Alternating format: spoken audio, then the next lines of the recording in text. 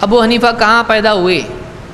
اگر کوفہ میں تو کوفہ میں 92 ہجری میں، جبکہ ابو حنیفہ کی عمر 10-12 سال تھی۔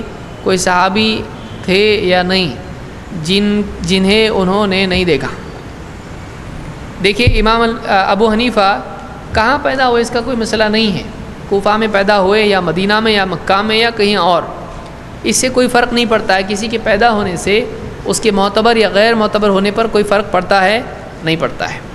دوسری بات یہ کہ وہاں صحابہ تھے، کوفہ میں صحابہ تھے، تو ابن حجر نے اور اسی طرح سے خطیب البغدادی نے اور بعض علماء نے، سیوطی وغیرہ نے بھی اقوال نقل کیے ہیں کہ انس رضی اللہ تعالیٰ عنہ کو امام ابو حنیفہ نے دیکھا، لیکن ان سے روایت نہیں لی، اور کسی اور صحابی سے روایت لینا ثابت نہیں ہے، مذکور ہے، لوگوں نے دعوے کیے ہیں لیکن ثابت نہیں ہو سکا، کیونکہ جن روایت سے وہ ثابت کیا جاتا ہے وہ روایت اس میں ضعیف راوی ہیں، تو کیسے ثابت ہوگا کہ سنا؟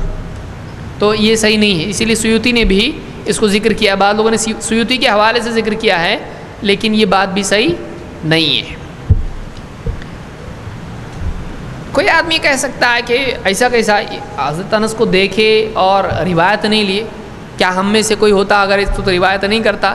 ضروری نہیں ہے۔ آپ دیکھیں کہ یعنی یہ بات ابراہیم النخعی کے بارے میں بھی کہی جاتی ہے، تو انہوں نے بھی دیکھا صحابی کو لیکن انہوں نے بھی روایت نہیں لی ہے۔ تو ایسا ہو سکتا ہے کہ کوئی کسی کو دیکھے کسی مجلس میں یا کہیں اور سفر میں، لیکن روایت سننے کا موقع نہیں آئے۔ کیا آپ نے ہر عالم جس کو دیکھا اس سے بات سنی ہے؟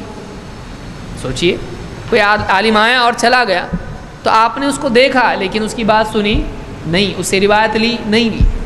تو ایسا ہوتا ہے، ہر عالم جس سے ہم ملتے کیا اس سے سوال پوچھتے ہیں ہم لوگ، یا اس کی مجلس میں بیٹھتے ہیں، بات چیت اس کی سنتے ہیں، اس کا فتویٰ سنتے ہیں؟ نہیں۔ تو بہت سارے لوگ آدمی دیکھتا ہے لیکن ان سے سننے کا موقع اس کو نہیں ملتا ہے۔